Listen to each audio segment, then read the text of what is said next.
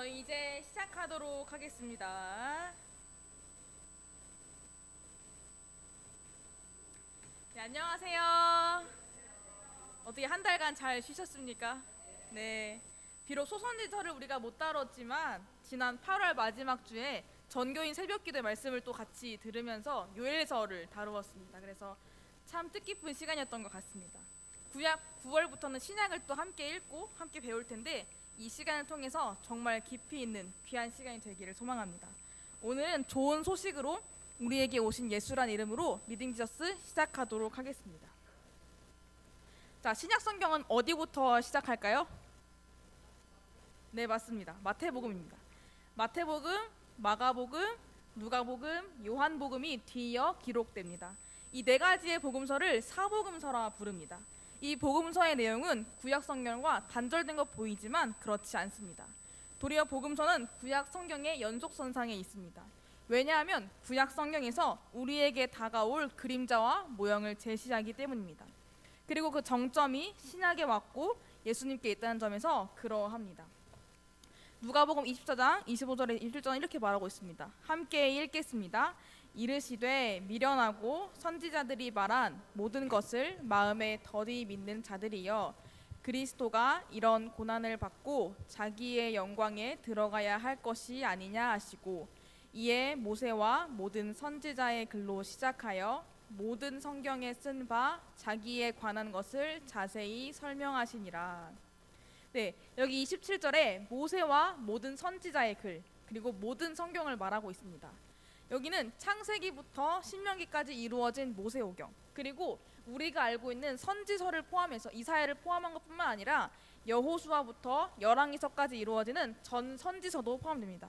그리고 시편이나 여러 성경 속에서도 과거 역사 경험의 토대를 둔 찬양과 고백, 그리고 기대와 소망이 드러나 있습니다. 이 모든 것을 누구를 가리키고 있을까요? 네, 맞습니다. 예수님입니다. 따라서 신약에서 맨 처음 기록된 사복음서는 구약과 신약을 잇는 첫 지점으로서 구약에서 가리키고 있는 예수님께서 이 땅에 육신의 몸을 입고 오시는 것부터 시작합니다. 사복음서는 예수님이 우리에게 어떤 분이신지, 예수님께서 이 땅에서 어떤 사역을 하셨는지, 그리고 어떤 말씀을 하셨는지, 어떻게 구약의 완전한 성취를 이루었는지를 보여주고 있습니다. 아까 위에서 말씀드린 것과 같이 구약에서 다 이루어지지 않은 언약의 성취가 있었는데요. 이 언약의 성취를 함께 살펴보도록 하겠습니다. 자, 퀴즈입니다.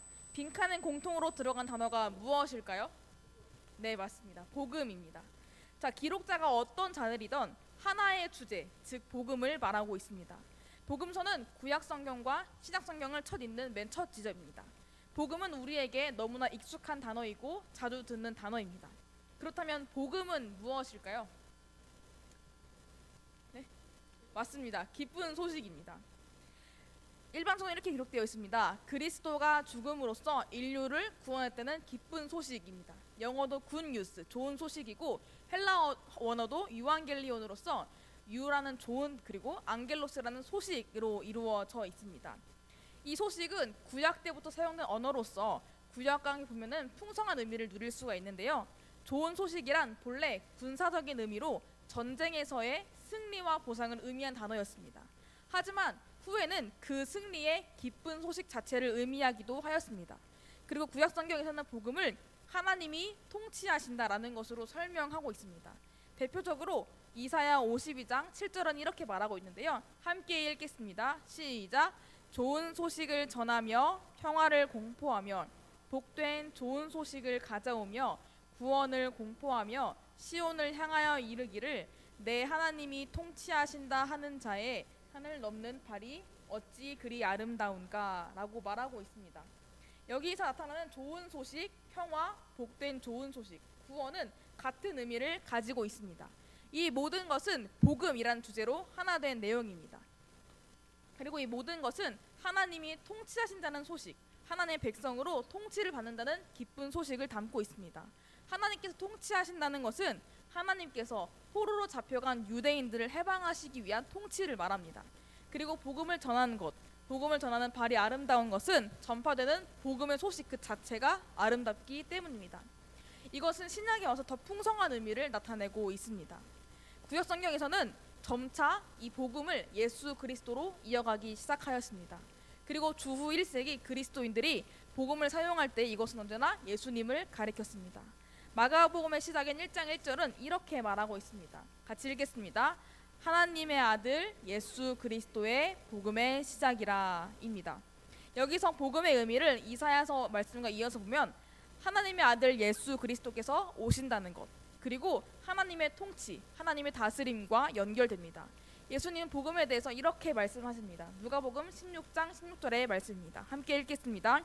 율법과 선지자는 요한의 때까지요, 그 후부터는 하나님 나라의 복음이 전파되어 사람마다 그리로 침입하느니라. 바로 예수님은 하나님의 나라를 말씀하십니다. 하나님의 나라, 즉 통치를 받는 그 나라를 말씀합니다. 복음은 하나님께서 다스리신 나라와 긴밀하게 연결되어 있습니다. 또한 복음의 내용은 주체자와 수혜자로 나누고 있는데요. 복음을 가능하게 한 수혜자를 중심으로 보면 하나님의 복음, 그리스도의 복음, 그의 아들의 복음으로 이루어져 있고, 복음으로 말미암아 은혜와 덕을 누리는 수혜자로 볼 때는 구원의 복음 그리고 평안의 복음으로 이루어져 있습니다. 즉 복음이 기쁜 소식인 이유는 이사야와 여러 선지자들이 고대하던 기름 부음 받은 메시아 곧 예수 그리스도를 통해서 참된 평화와 구원, 하나님의 통치하심이 선포되었기 때문입니다. 복음서가 몇 가지로 구성되어 있을까요? 네, 4가지입니다. 그중 사복음서 중 마태, 마가, 누가를 공관 복음이라 합니다. 바로 한 가지 공에 보울관을 썼기 때문이지요.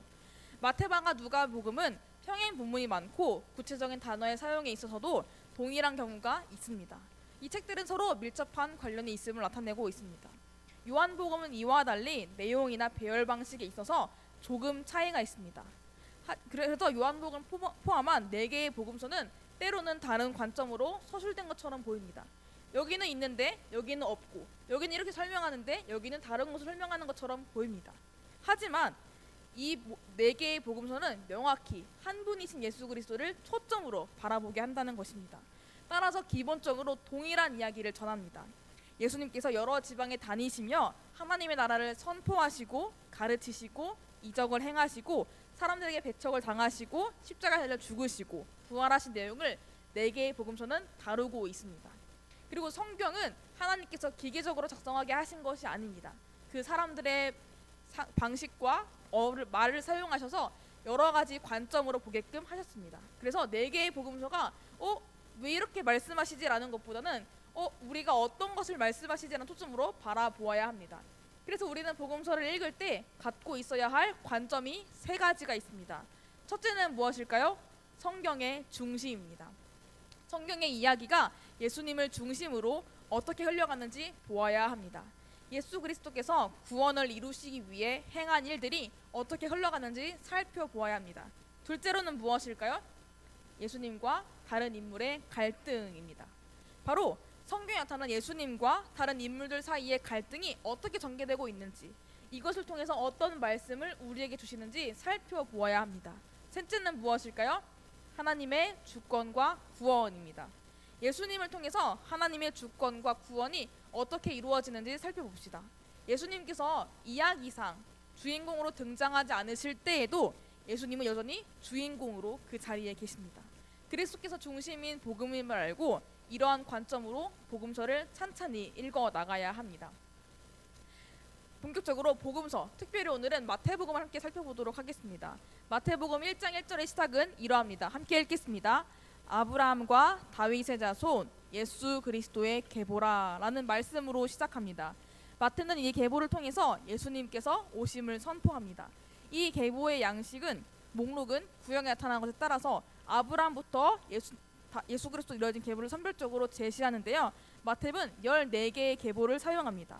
그래서 이스라엘 왕국의 설립, 즉 아브라함부터 다윗까지 14대, 그리고 왕국의 존재로서 다윗부터 포로 시대까지 14대, 그리고 포로 시대부터 예수 그리스도까지 14대를 사용하고 있습니다.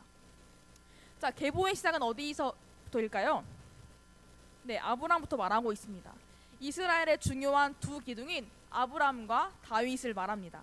마태복음과 누가복음에 나타난 족보는 조금 다릅니다. 먼저 마태는 이스라엘 사람을 상대로 그 복음을 썼기 때문에 이스라엘의 조상인 아브라함부터 시작하였습니다. 자, 그리고 헬라어 성경과 영어 성경은 다윗부터 말하고 있습니다. 헬라어 성경은 여기 끝에가 아브라함이고 그 앞에가 다윗으로 되어 있고, 영어 성경도 아브라함이 나오기 전에 다윗부터 말하고 있습니다. 즉 원어는 다윗과 아브라함의 자손 예수 그리스도의 계보임을 말하고 있습니다. 왜 이렇게 말하냐면요, 자, 예수님께서 다윗의 자손, 즉 다윗의 계보로부터 오신 왕임을 설명하는 것이기 때문입니다. 그래서 마태복음은 1장 1장부터 법적이며 왕권인 계보를 제시하며 시작합니다. 다윗의 자손으로 오신 예수님은 왕으로 오셔서 영원한 나라를 다스리실 약속된 왕임을 설명하고 있습니다. 예수님은 다윗의 자손님과 동시에 이스라엘의 조상인 아브라함으로 오셨음을 말하고 있습니다. 자, 아브라함은 어떤 사람일까요? 아브라함은 이스라엘 민족의 조상으로서 아브라함으로 말미암아 세상 모든 민족이 복을 얻을 것이라고 말하고 있습니다. 12장 3절 말씀 같이 읽겠습니다. 시작. 땅의 모든 자손이 너로 말미암아 복을 얻을 것이라 하신지라. 즉 모든 민족이 복을 받겠다고 선포한 사람이 바로 아브라함이었습니다. 그래서 12지파로부터 온 이스라엘 나왔고, 이를 통해서 우리 어디까지 전해졌죠? 지금 우리에게까지 전해진 것입니다. 즉 복을 얻을 것이라는 말씀은 단순히 이스라엘, 아브라함에 국한된 것이 아니라 지금 우리까지 이어진 온 세상, 즉 모든 족속에게 주어진 것입니다. 이것이 이스라엘뿐만 아니라 모든 족속에게도 해당된다는 것은 마태복음의 족보 중에 이방인과 여인들, 죄인들도 등장했다는 것을 볼 수 있습니다. 하나님의 복음은 그 어느 사람에게든지, 그리고 어떤 지위에 있는 사람에게든지 해당되는 것임을 알 수 있습니다. 따라 하나님은 마태를 통해서 마태복음에 기록함으로써 온 세상 가운데 말씀하고 계십니다. 이 메시지는 마태복음 전체에 걸쳐서 드러나고 있으며 마태복음의 마지막에 등장하는 대위임령에서 한 번 더 기술하고 있습니다. 마태복음의 대위임령 말씀 함께 같이 읽어보도록 하겠습니다. 18절입니다. 시작. 예수께서 나와 말씀하여 이르시되 하늘과 땅의 모든 권세를 내게 주셨으니 그러므로 너희는 가서 모든 민족을 제자로 삼아 아버지와 아들과 성령의 이름으로 세례를 베풀고 내가 너희에게 분부한 모든 것을 가르쳐 지키게 하라. 볼지어다 내가 세상 끝날까지 너희와 항상 함께 있으리라 하시니라. 자, 19절에 뭐라고 말씀하고 있습니까? 모든 민족을 제자로 삼아라고 말씀하고 있습니다.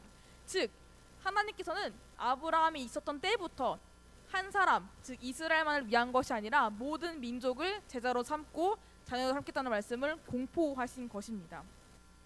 마태복음의 첫 구절을 보아도 이 복음서의 내용이 아무것도 없는 상태에서 기술된 것이 아니라 구약 성경의 아브라함부터, 그리고 그 전에 하나님께서부터 기록된 내용임을 우리는 볼 수 있습니다. 이로써 신약 성경과 구약 성경은 단절된 것이 아니라 이어져 있는 것으로부터 복음서는 시작하고 있습니다. 자, 다음 마태복음의 계보이입니다. 자, 마태복음 1장에 등장하고 있는 계보에는 다윗과 아브라함 이외에도 여러 인물들이 등장합니다. 우리는 이 인물들을 통해서 이스라엘 역사를 되돌아볼 수 있습니다. 이스라엘은 누구부터 시작되었죠? 네, 아브라함부터 시작되었습니다. 이 나라는 다윗이 왕이 되었을 때 그래프를 보시면 올라간 상태가 되었습니다. 즉 위대한 나라가 되었습니다. 하지만 곧 나라가 몇 개로 갈라지죠? 두 개로 갈라집니다. 바로 남유다와 북이스라엘로 갈라지게 됩니다.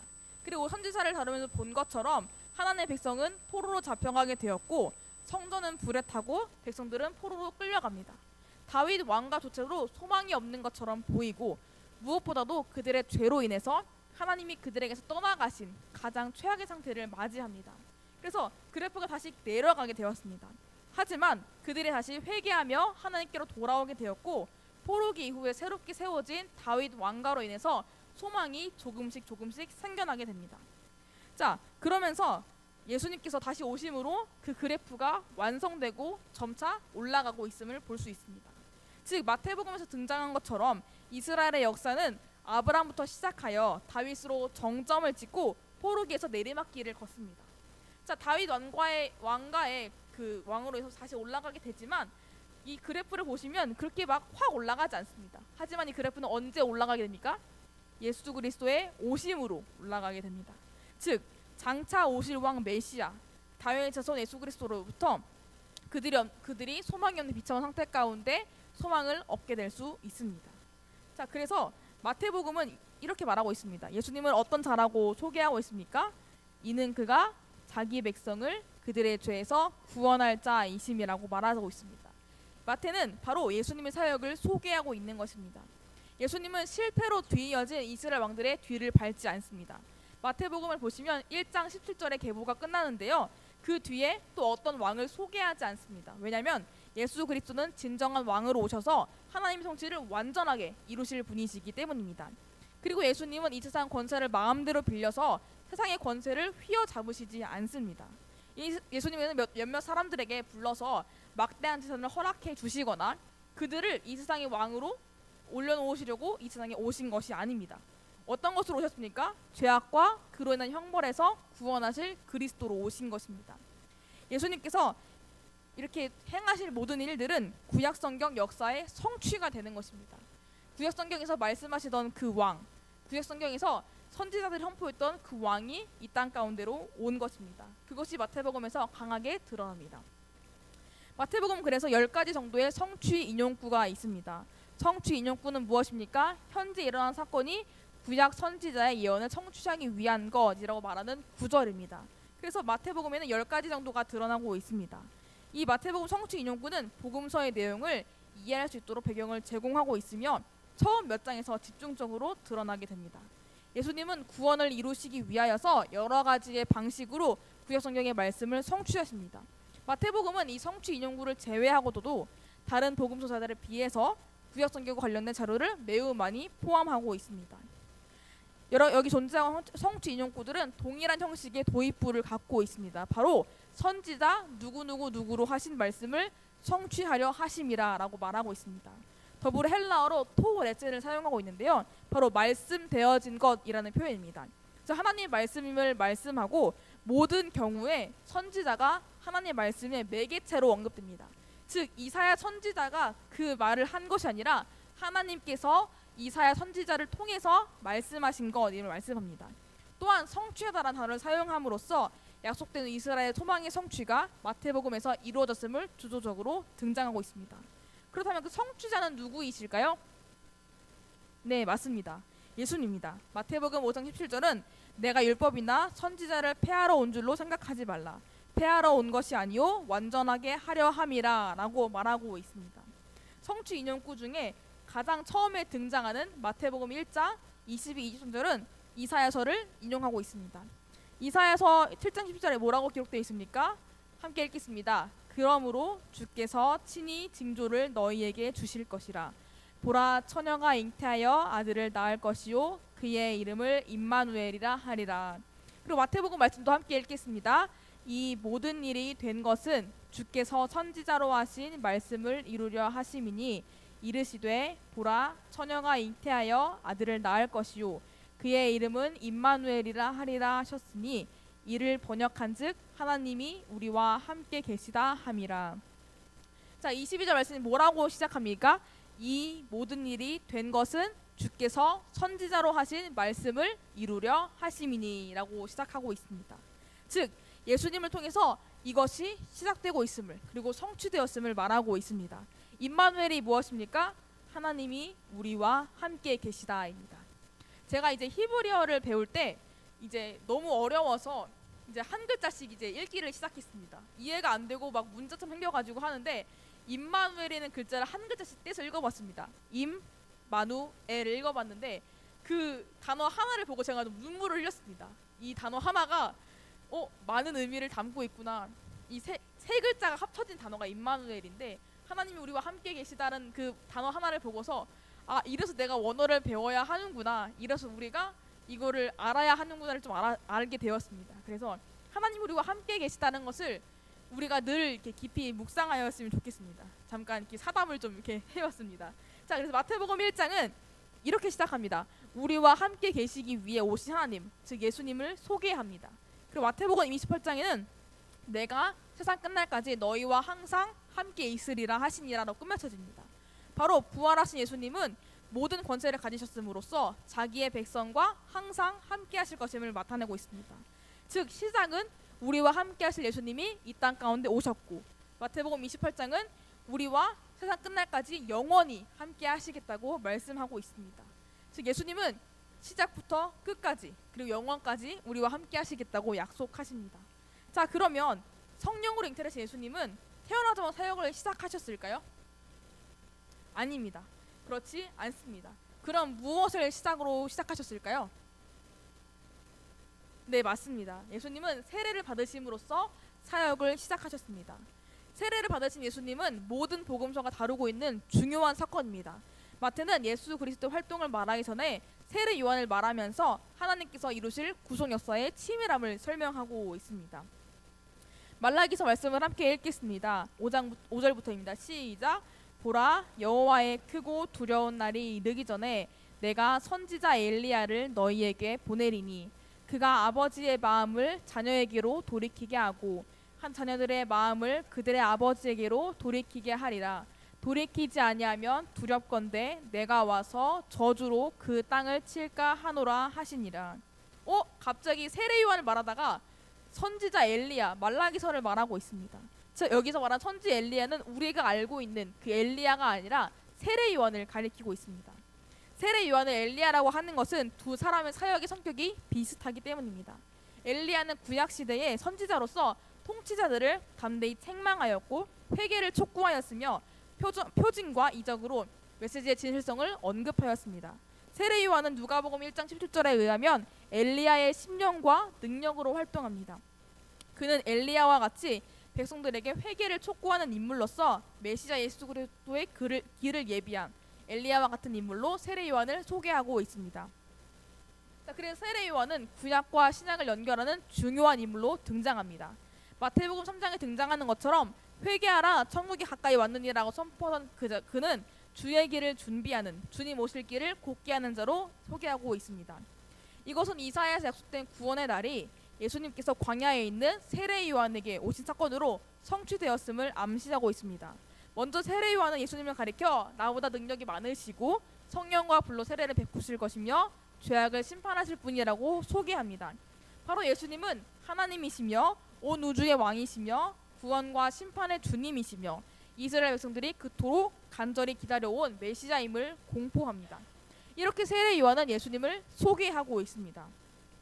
자, 예수님께서 세례 요한에게 나아오실 때 세례 요한은 죄 용서를 위한 회개의 세례를 베풀고 있었습니다. 무엇을 위한 어떤 세례라고요? 죄 용서를 위한 회개의 세례입니다. 많은 사람들에게 요한에게 세례를 받으러 나오실 때 예수님도 그와 같이 세례를 받으러 나오셨습니다. 근데 어떤 세례였다고요? 죄 용서를 위한 회개의 세례. 예수님께서 이 세례를 받으러 오실 필요가 있으셨을까요? 전혀 없으셨습니다. 왜냐하면 예수님은 죄가 없으시고 죄를 지을 가능성도 없으신 분이시기 때문입니다. 자, 그래서 세례 요한이 이렇게 말합니다. 예수님, 제가 예수님에게 세례를 받아야 할 건데 지금 내가 받아야 하는데 예수님이 어떻게 나에게 세례를 받으러 오십니까? 라고 말합니다. 세례 요한은 바로 자신과 예수님 역할이 뒤바뀌었음을 알았기 때문에 이렇게 말하고 있습니다. 하지만 예수님은 세례를 받으러 나오십니다. 왜 나오셨을까요? 왜 나오셨을까요?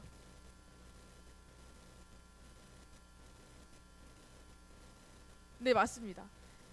바로 모든 일을 이루시기 위해서, 성취하시기 위해서 세례를 받으신 것입니다. 자, 이에 대한 의미는 이사야서 53장 10절에서 12절에서 말하고 있습니다. 함께 읽어보도록 하겠습니다. 좀 많이 긴데요. 천천히 함께 읽어보겠습니다. 시작. 여호와께서 그에게 상함을 받게 하시기를 원하사 질고를 당하게 하셨은즉 그의 영혼을 속건제물로 드리기에 이르면 그가 씨를 보게 되며 그의 날은 길 것이요 또 그의 손으로 여호와께서 기뻐하시는 뜻을 성취하리로다.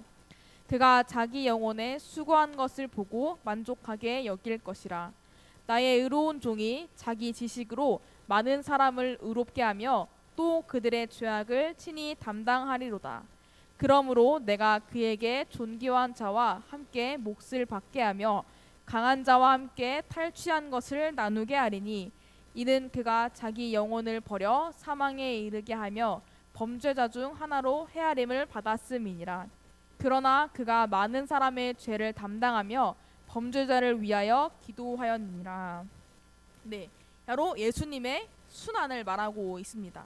자, 이것은 그리스도 순환을 말씀하는 말씀인데요. 예수님은 십자가 고난을 당하심으로 우리의 죄를 담당하셨습니다.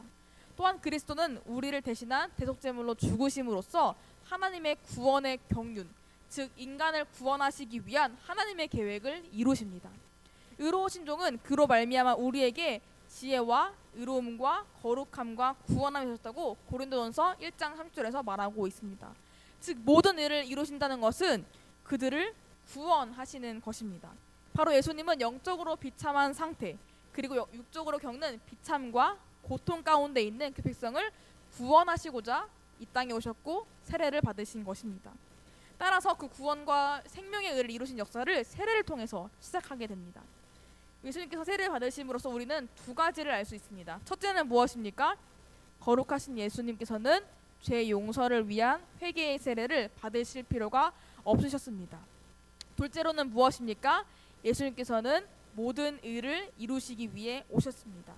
죄가 없으신 예수님께서는 자기 백성, 즉 죄인인 우리들의 대표자가 되셔서 세례를 받으셨습니다.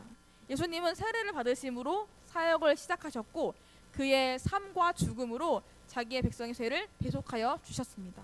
또한 예수님은 순종하셨고 승리하셨습니다.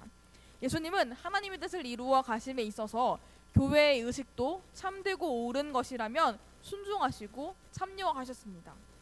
자, 그리고 예수님께서 세례를 받으시고 물에서 올라오실 때에 하늘이 열리고 하나님의 성령이 비둘기같이 내려 임하심을 보게 됩니다. 왜 여기서 비둘기같이 임한다라고 표현했을까요? 바로 예수님의 거룩한 역사를 보여주게 됩니다. 우리를 대신하여 극도로 낮아지시고 고난당하시는 일인 만큼 유순하고 겸비한 비둘기로 나타나게 됩니다. 우리에게 지금 있어서 비둘기란 별로 보고 싶지 않은 존재지만 원래 비둘기는 어떤 존재입니까? 네, 평화를 의미하고 있습니다. 비록 우리에게 지금 존재하는 비둘기는 귀찮은 존재이지만 본래 평화를 의미하고 본래 비둘기는 유순하고 겸비함 그리고 온유함을 보여주고 있습니다. 그리고 하늘로부터 이렇게 말하고 있습니다. 이는 내 사랑하는 아들이요 내 기뻐하는 자라 라고 소리가 들리고 있습니다. 이 말씀을 통하여서 영원전부터 하나님의 아들로 오신 예수 그리스도가 선포되었습니다. 이 모든 진실을 예수님은 이미 알고 있었지만 이 세상 가운데 하나님께서 공포하신 겁니다. 바로 모든 사람들에게 메시아가 왔다라고 말하는 것입니다. 즉 예수님께서 공식적으로 메시아직을 시작하심을 말하고 있습니다. 그리고 성자 예수님께서 세례를 받으실 때에 하늘이 열리고 성령 하나님이 비둘기같이 예수님 위에 내려와 임하셨습니다. 그때 성부 하나님이 말씀하십니다. 바로 이 삼위일체이신 하나님이 이 시간 가운데서 역사하고 있음을 보여주고 있습니다. 이렇게 하나님은 예수 그리스도를 이 땅 가운데 보내셨습니다. 자, 구약 시대의 왕을 세울 때 무엇을 부었죠? 머리에다가? 네, 기름을 부었습니다. 머리에 기름을 부음으로써 그가 성령으로 충만하며 예수님 하나님께서 세우신 왕임을 인정하는 것이었습니다. 이와 같이 예수님께 세례를 받으실 때 성령이 비둘기같이 내리고 성부 하나님의 소리를 통해 예수님께서 진짜로 이 땅의 왕 되심을 온 세상에 나타내는 것입니다. 구약 성경에 그토록 고대하고 있던 다윗의 반차를 따른 왕의 임명식입니다.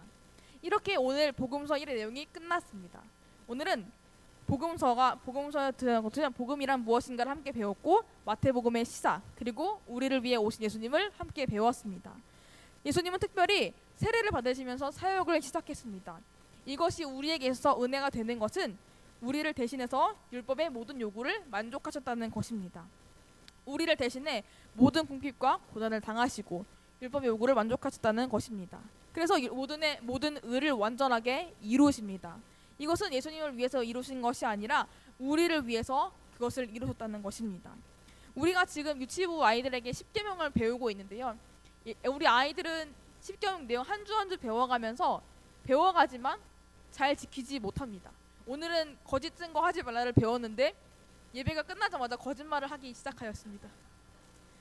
우리 아이들은 이런 존재고 저 또한 그렇습니다. 십계명의 내용을 한 주 동안도 잘 지키지 못하는 저의 모습을 매일매일 봅니다.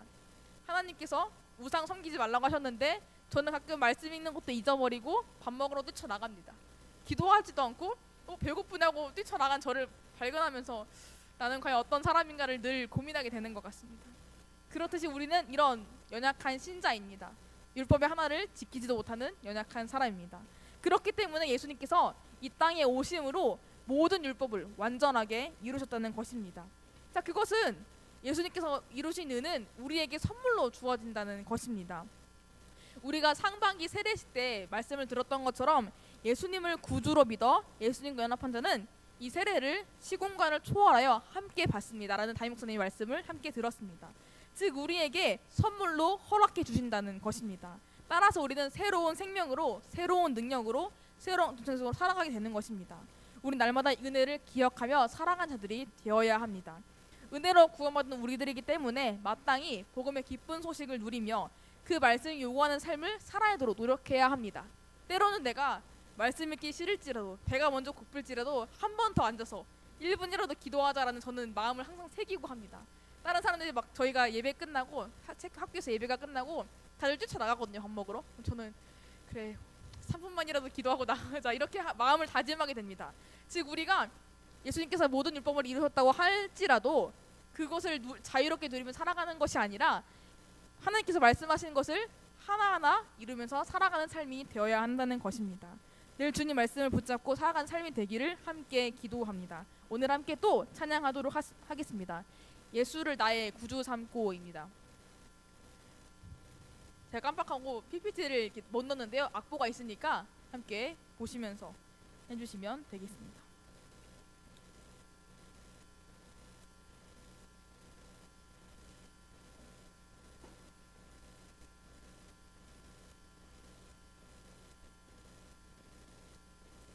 오늘도 이렇게 기타 쳐주시러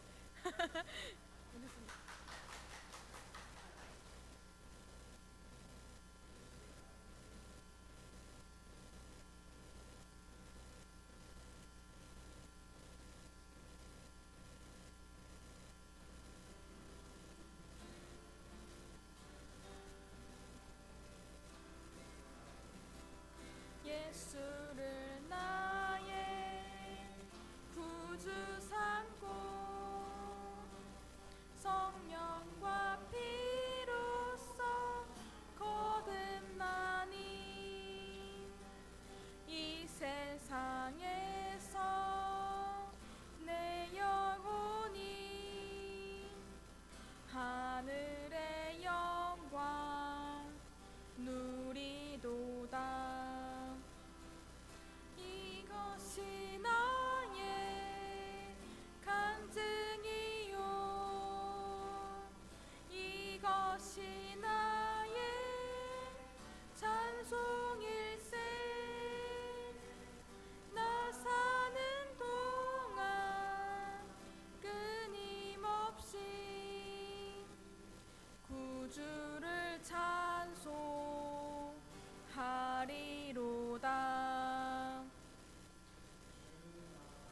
기쁨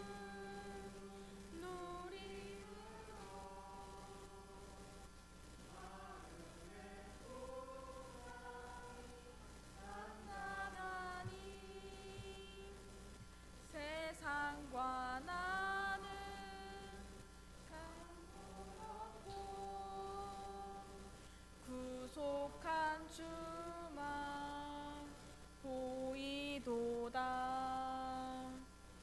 이것이 나의 간증이요 이것이 나의 찬송일세. 나 사는 동안 끊임없이 구주를 찬송하리로다.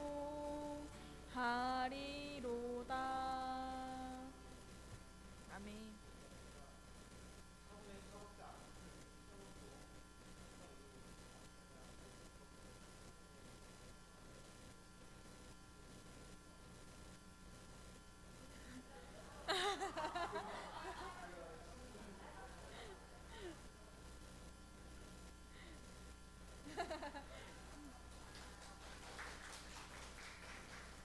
네, 저희 다음 주는 시험을 이기신 하나님의 아들 복음서 2로 우리 함께 또 배우도록 할 텐데요.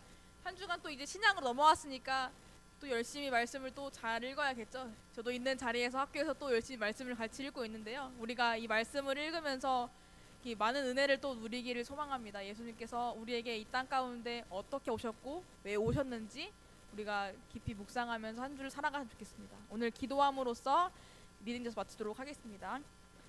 하나님 아버지 감사합니다. 오늘 이렇게 리딩 지저스를 새로 시작하게 되었습니다. 우리를 위해서 오신 임마누엘 하나님을 살펴보았습니다.